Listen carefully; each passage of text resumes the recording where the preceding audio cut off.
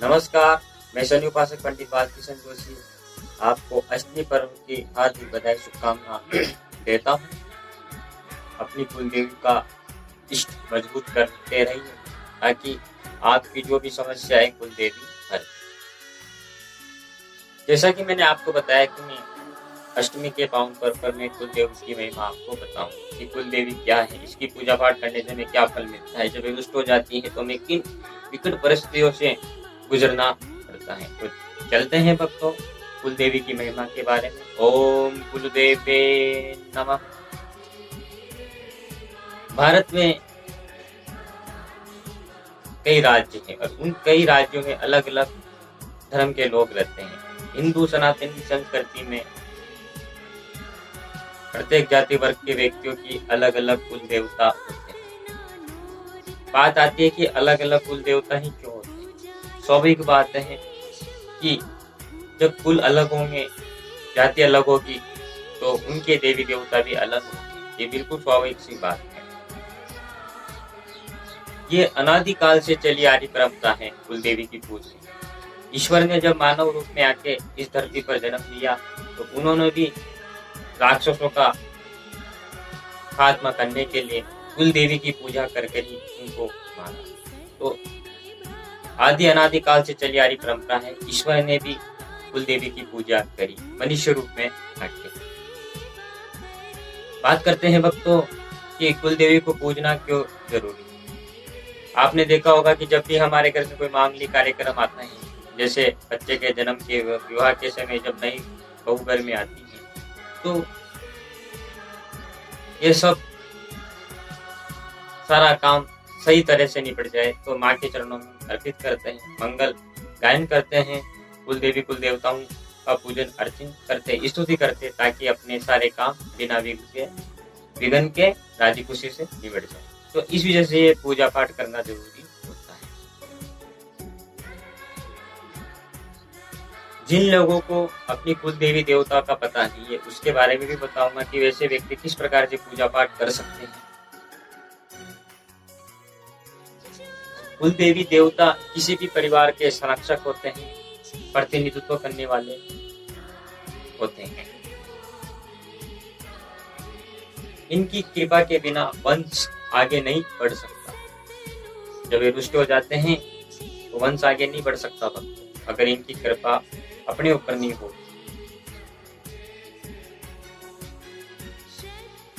इनकी कृपा पाने के लिए हमें कुछ बातों का ध्यान रखना चाहिए कि हमें सुबह शाम जैसे हम खाना खाते हैं, इनके लिए भी कुछ भोजन में से हमें निकालना चाहिए ताकि कुल देवी प्रसन्न हो, कुल देवता प्रसन्न हो। कुल देवी प्रसन्न होगी तो वहाँ अन्नपूर्णा का आशीर्वाद हमें अवश्य मिलेगा भक्त, क्योंकि कुल देवी कहेगी अन्नपूर्णा माँ से कि हे अन्नपूर्णा बहन, मेरे बच्चे मेरे लिए सुबह शाम भोजन निकालते हैं, तो आप इनके घर में कभी भी अन्न धन की कमी नहीं आवे, इनके भंडार भरे रहे, ऐसा आशीर्वाद हो। तो कुल देवी को हम सुबह शाम भोग ग्रहण इसलिए लगाते हैं ताकि अन्नपूर्णा का आशीर्वाद, कुल देवी का आशीर्वाद हमारे ऊपर सदा सदा के लिए बना रहे। अगर किसी जातक को पता नहीं तो माँ दुर्गा का, भैरव जी का ध्यान करके भी पूजा कर सकता है कुल देवी। अगर ज्यादा ही कृपा हमें चाहिए तो जब भी इनकी पूजा का समय आता है तो एक नींबू लें, उस नींबू को 20 बार उतार कर उसको 2 भागों में काट लें। इधर के भाग को इधर की दिशा में और इधर के भाग को इधर की दिशा में फेंक दें। इससे भी कुल देवी हमें अपार कृपा बनाए रखने का आशीर्वाद देती है और समय याचना करें। इसके बाद अपनी पूजा पाठ आरंभ करें।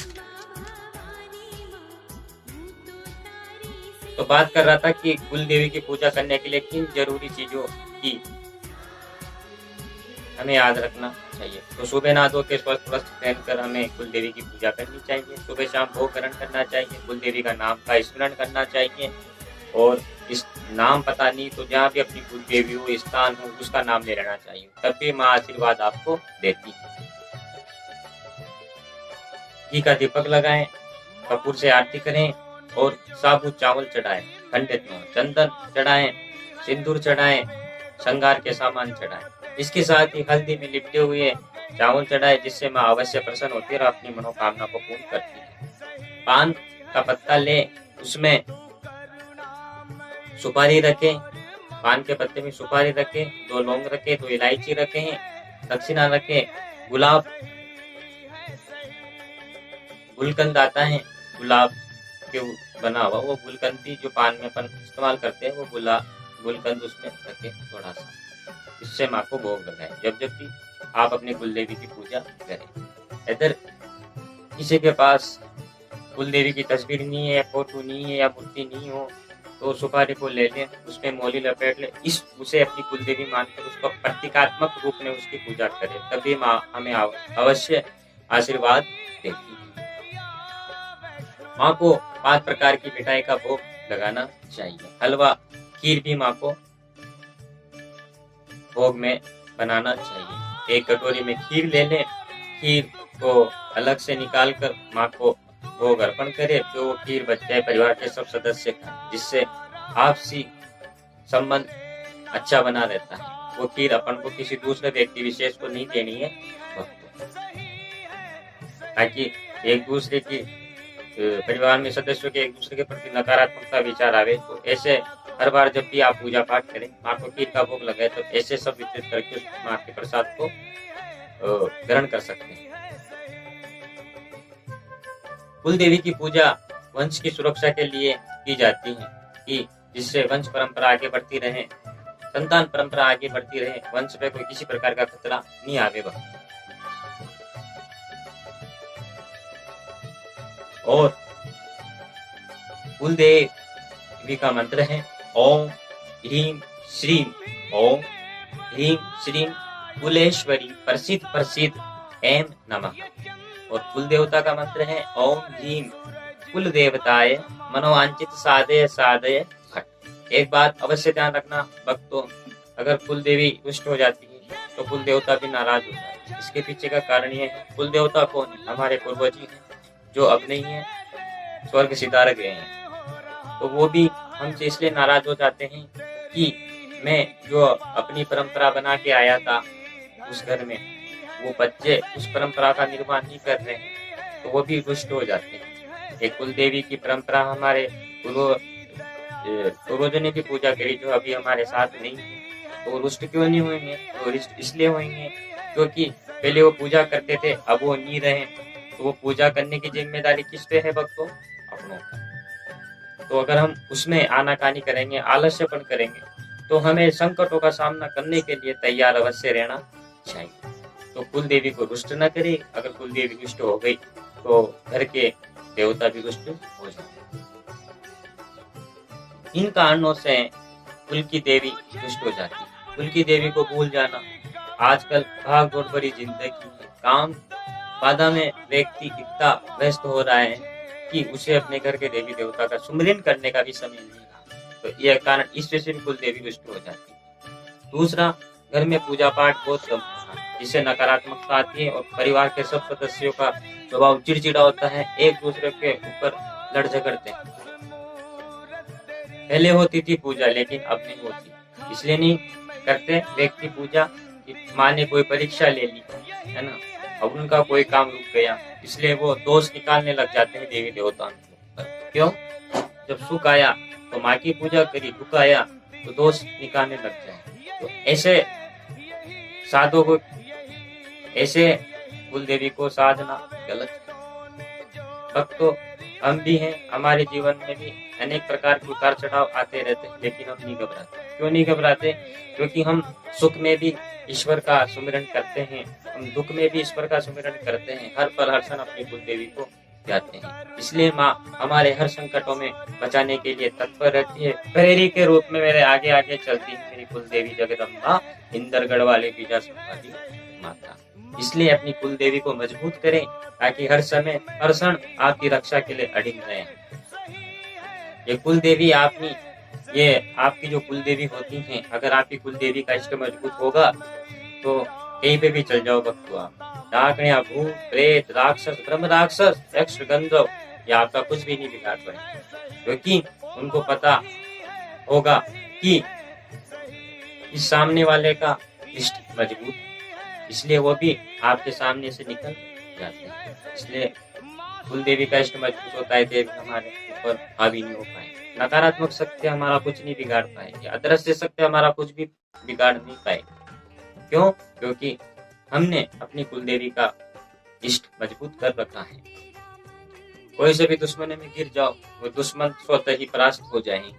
आपका तेज देख कि इसके चेहरे पे कुछ न कुछ तेज है, स्वतः ही चुपचाप हो जाएंगे अगर दुश्मन ज्यादा हावी हो रहे हो। किसके वजह से?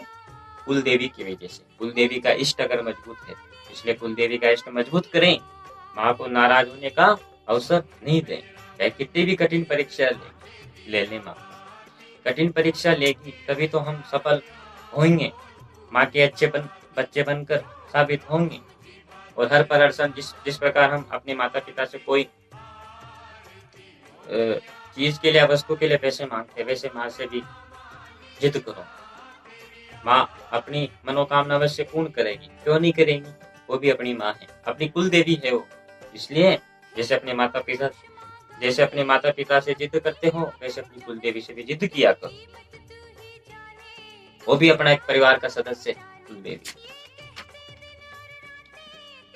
मैं आपको कुल देवी को खींचने की मुद्रा भी बताऊंगा बच्चों कि यदि आपकी कुल देवी दुष्ट है तो उसको कैसे मनाएं, कौन सी मुद्रा करें जिससे आपके पास दौड़ी दौड़ी चली आएगी उस समय में और आपको वो सकारात्मक परिणाम मिलने लग जाएंगे। सबसे पहले तो बात करते हैं कि जिन जातकों की कुल देवियां नहीं होती, कुल देवता नहीं होते, वो कैसे पता लगाएं। होते तो सबके ही भक्तों, सनातन संस्कृति में जो हिंदू परिवार है उनमें सबकी कुल देवी या कुल देवता होते हैं, लेकिन किसी कारणवश हमें अपने पूर्वजों के द्वारा पता नहीं लग पाता है, उनको भी पता नहीं था, बेचारे इधर से उधर भटकते रहते हैं, किसी जगह के पास जाके पूछते हैं, फिर भी नतीजा असफलता का ही मिलता है। तो घबराए नहीं, किसी भी शुक्रवार का दिन ले लें, स्वच्छ होके नहा धो के स्वच्छ वस्त्र पहने, आसन बिछाएं, एक सिक्का ले ले 1 रुपए का, उस पर सुपारी रख दें, उस सुपारी पर शुद्ध जल से छिड़काव करें, जल अर्पित करें, गंगा जल अर्पित करें, उस पर वस्त्र चढ़ाएं, माँ से कहें माँ ये वस्त्र अर्पण कर रहा हूँ। फिर सिंदूर चढ़ाए, माँ से कहें माँ ये सिंदूर अर्पित कर रहा हूँ। हाथ जोड़कर मातेश्वरी से क्षमा मांगे, हे माँ जगदम्बी, हे जगदम्बा, मेरी कोई भूल क्षमा हो रही हो मुझे माफ करना, क्षमा करना माँ। और हमारे घर पर स्थान ग्रहण करो, मुझे दर्शन दो, मेरा मार्ग में जो अवरुद्ध आ रहे उसको दूर करो, मार्गदर्शन करो। मोली चढ़ते वो सुपारी माता पार्वती का और गजानन जी का रूप ले लेती, उसको वहीं रखे रहना। तो ऐसे सुबह शाम डेली करते रहो, धीरे धीरे आपका माँ मार्ग दर्शन करेगी, सपने में आके कुछ न कुछ आपको संकेत देगी और आपका भलाई होगा, सुख होगा, जिससे आपके जीवन में कोई किसी प्रकार के संकट नहीं आए। तो ऐसा करने से भी आपको अपनी कुल देवी या कुल देवता के बारे में पता चल जाता है। दूसरी बात, जब भी आप अपनी कुल देवी की या कुल देवता की पूजा करें, एक अंगारा ले लें, उसके ऊपर खीर जो बनाते हो आप कुल देवी को भोग लगाने के लिए, उस पर खीर डालें, उस पर थोड़ा सा घी डालें, उसको सुलगाएं। अगर वो लो सीधी चल रही है तो समझ लेना कि माँ आपके घर में नहीं तो माँ आपके घर में नहीं। तो एक ऐसा उपाय भी करते रहना चाहिए। माँ आपके घर की पहरी रक्षक है।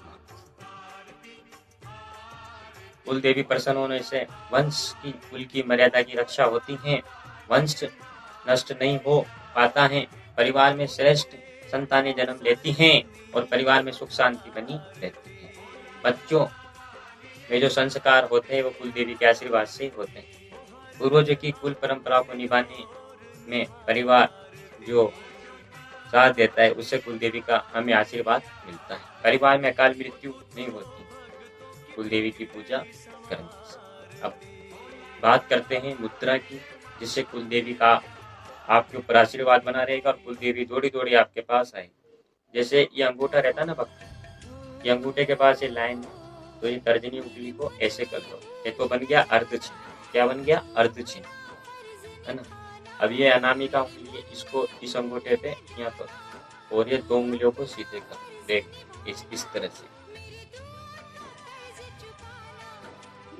ये मुद्रा हो गई कुल देवी की मुद्रा। और अब ऐसे घुटनों पे रखकर ध्यान करो। ओम कुल देवे नमः, ओम कुल देवे नमः, ओम कुल देवे नमः। ऐसा हर रोज 5 मिनट करो सुबह शाम, जिससे आपकी कुल देवी दौड़ी दौड़ी आपके पास आएगी और आपको सही मार्ग पर ले जाने के लिए आपका मार्गदर्शन करेगी और आपकी जिंदगी में शुभ शुभ होगा।